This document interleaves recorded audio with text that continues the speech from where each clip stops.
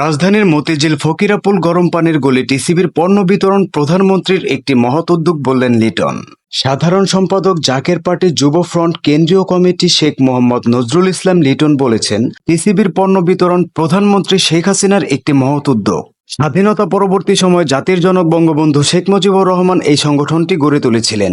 টিসিবির পণ্য বিতরণ সরকারের সামাজিক নিরাপত্তা কর্মসূচির একটি অংশ।